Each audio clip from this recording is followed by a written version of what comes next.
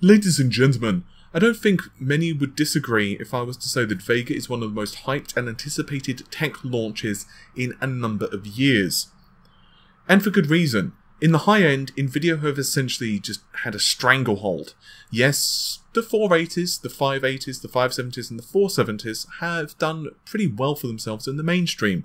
And with subsequent driver updates, the 480s, for example, have actually managed to even defend and in some cases beat the 1060s, which they were trailing initially upon launch.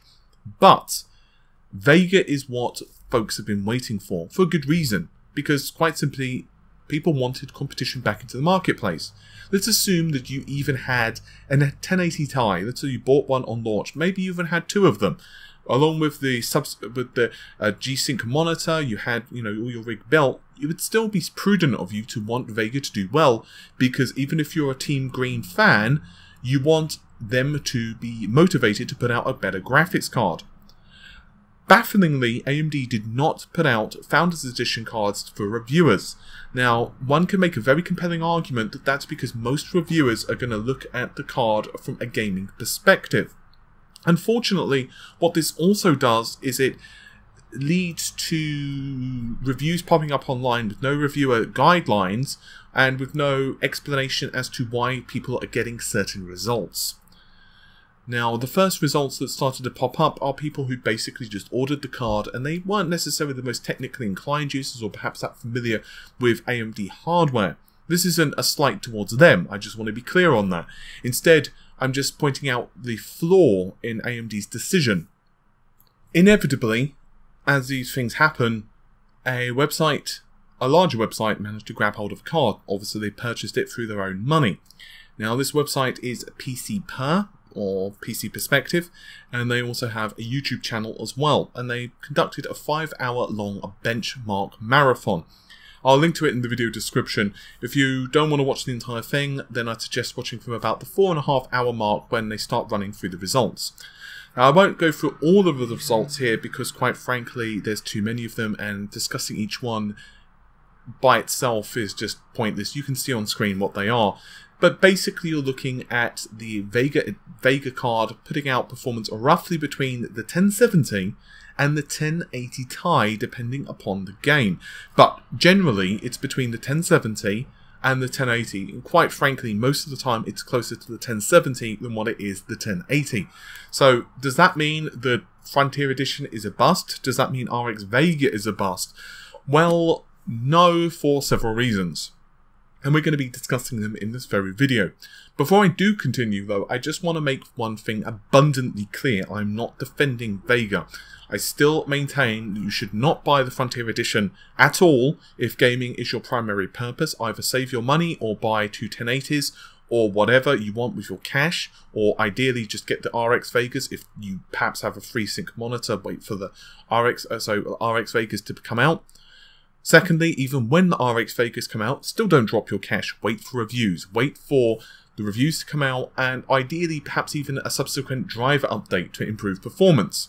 Now, let's begin. One of the first issues is that the driver is not running correctly, and what we're having is issues instead with the fact that tiled rasterization does not appear to be functioning correctly. Now, quite frankly, tiled rasterization is quite a long-winded explanation, but a basic synopsis is using tiled regions reduces memory bandwidth for rendering, it improves performance and power efficiency. So, from what I can understand, AMD does have the drawstream binning rasterizer, and it doesn't always need to run in tile-based deferred rendering.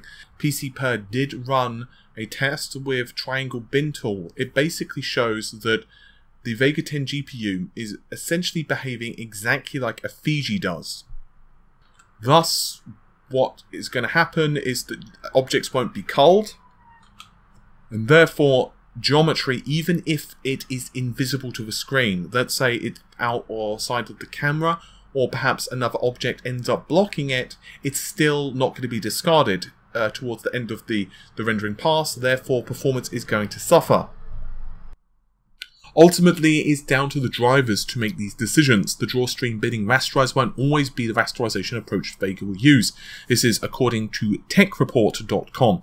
Instead, it's meant to complement existing approaches possible on today's Radeons. AMD have said that DSBR is highly dynamic and state-based, and the feature is just another path through the hardware and is used for improving rendering performance. In other words, the driver needs to make the decision, and if the driver doesn't think that it's best to use this method and instead better to use older traditional methods, then by golly gosh, that's just what's going to happen. So therefore, whether it is working correctly or not, how incorrectly it's working, in other words, how much better performance we will get with RX Vega, and well, how much optimization developers need to do, it's just big question marks right at the moment. Quite honestly though, many of these issues I could actually levy at AMD, by which I mean the communication. First of all, what should have happened, this is my opinion, obviously I'm not a PR representative of AMD, so, you know, but in my opinion, what should have happened is they should have said, look, we're releasing the card because we're going to give out a limited number for reviewers, but remember that the driver for the gaming is not finished yet, it is not complete. We're still working on that, but you can by all means check it out, but it's not finished. I think that would have been a much better idea, and it would have been more honest. Frankly, there is so much more I could say on this subject matter, but because information is changing pretty much daily at this point, I don't want to give you information which is going to be out of date in like 2 days' time. But from what I understand, here's the basic gist of it. The drivers are not working correctly. More than that, the drivers are unfinished. In fact, if you were to do some Googling, and by all means, I suggest you do this in your own time, you could find many results of the Pascal architecture drastically improving in performance. For example, you can Google breakthrough DirectX 12 driver performance with NVIDIA.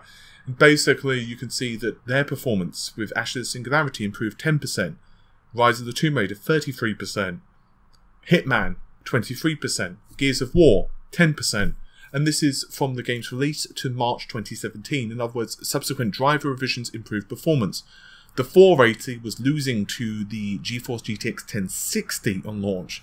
Subsequent driver revisions meant that the card are basically on level pegging. So driver updates do work, but in this case it appears that a whole facet of a driver is just not working correctly. Once again though, the issue is now people are questioning what's happening with Vega, because this type of thing creates a negative buzz, and I do imagine that a lot of folks who are holding on for Vega are seeing these early results and just thinking, screw it, I just can't be bothered, I'm just going to buy a GeForce card. And that's just kind of the problem, isn't it? Personally, I would suggest you wait if you can.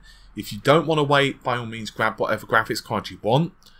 If you can wait for the RX Vega, wait for a couple of weeks for the dust to clear and, you know, supply to be slightly less difficult to get hold of, if you want to. And there you go, basically. So I guess I'm going to end this video on a too long didn't read, a synopsis, if you will. At the moment, the performance of the GTX, of the Founders Edition, the Frontier Edition, Frontier Edition of Vega is just bad for games. I'm not saying it's terrible, it's not like it's a 1050 Ti performance, but it's between a 1070 and a 1080 Ti. It's essentially not what we expect. But it appears that A, the drivers are just buggy and not rendering correctly. B, it's not out for another month-ish for the RX Vegas. And C, we don't know if there's any architectural differences between the RX Vega and the Frontier Edition. Now, what I mean by that is, what differences are there in clock speeds? Is there any differences in the actual, GPU architecture itself? I highly doubt it. I don't think we're going to see an instance where it's got more cache, more shaders, or anything like that. I don't feel that that's going to be the case. I feel at best we might see slightly more aggressive clock speeds, perhaps slightly more aggressive cooling. But obviously that's down to AIBs as well. That's like the MSIs and the Asuses of the world, if they decide to put in more aggressive cooling in their cards when they finally are able to.